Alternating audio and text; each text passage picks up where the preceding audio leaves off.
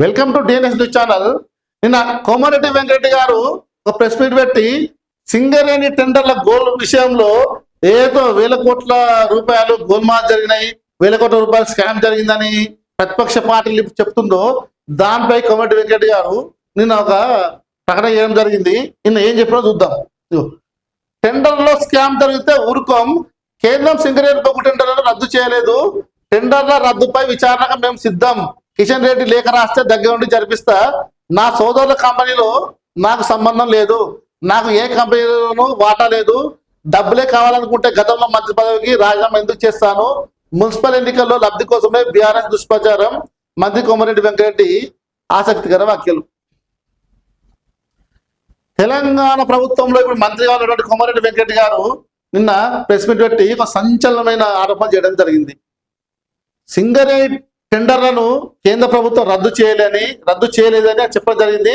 దాంతో పాటు కిషన్ రెడ్డి గారు ఆలోచిస్తే సిబిఐ విచారణకైనా సరే, లేకుంటే సిట్టింగ్ జడ్జితో విచారణ జరిపినా సరే, ఆ విచారణకు దగ్గరుండి నేను సహకరిస్తాను, దగ్గరుండి నేను జరిపిస్తాను, టెండర్ల విషయంలో గోల్మాల్ జరిగిందా, వేల కోట్ల కుంభకోణం జరిగిందా అనే విషయాన్ని నేను బయటకు తెచ్చే ప్రయత్నం చేస్తాము.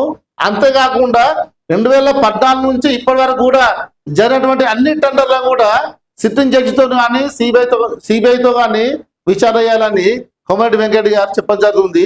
దాంతోపాటు కోమరెడ్డి వెంకరెడ్డి ఏం చెప్తుంటే, తన తమ్ముడు అయినటువంటి రాజగోపాల్ రెడ్డికి ఏదైతే మన కంపెనీస్ ఉన్నాయో ఆ కంపెనీలలో తనకు వాటా లేదు అని చెప్పడం జరుగుతుంది. దాంతోపాటు ఆ కంపెనీలకు నాకు ఎటువంటి సంబంధం లేదు. ఇంకో విషయం ఏంటంటే, నాకు డబ్బు అంటే నాకు పిచ్చి లేదు, డబ్బు అంటే నాకు అంత అమితమైన ప్రేమ ఇష్టం లేదు. అంటే డబ్బు విషయంలో కోమరెడ్డి వెంకరెడ్డి గారు నిన్న ఒక కీలకమైన ప్రకటన చేయడం జరిగింది. తెలంగాణ ఉద్యమంలో కూడా కోమరెడ్డి వెంకరెడ్డి గారు ఫస్ట్ కాంగ్రెస్ పార్టీ నుంచి తన మంత్రి పదవికి రాజీనామా చేయడం జరిగింది.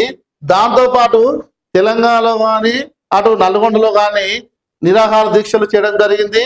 తెలంగాణ ఉద్యమంలో తెలంగాణ రాష్ట్రం రావడానికి కోమరెడ్డి వెంకరెడ్డి కూడా ఒక చురుకుగా పాత్ర పోషించడానికి మనకు చెప్పడం జరుగుతుంది. దీంతో పాటు ఏదైతే ఈ మధ్యలో గత నెల రోజుల నుంచి మంత్రి కోమరెడ్డి వెంకరెడ్డిపై ఏదైతే కొన్ని ఛానళ్ళు కానీ పత్రికలు కానీ ఏదైతే బురద జల్లిందో దానిపై కూడా ఆయన గతంలో చాలా దిగ్భ్రాంతి వ్యక్తం చేసిండు. ఇప్పుడు కూడా ఆ విషయం చాలా తీవ్రంగా ఖండిస్తుండు. ఏదేమైనప్పటికీ ఇలాంటి అంటే ఒక స్వచ్ఛమైన వ్యక్తి, ఒక నిప్లాంటి వ్యక్తిపై ఇటువంటి ఆరోపణలు చేయడం అనేది తగదు. దీని తెలంగాణ ప్రజలు దీన్ని చాలా నిశ్చితంగా గమనిస్తున్నారు. సో మొత్తానికి అయితే ఈ బొగ్గు గనుల స్కామ్ అనేది ఎటు పోతే ఏం జరుగుతుంది అని మనం చూద్దాం. మనము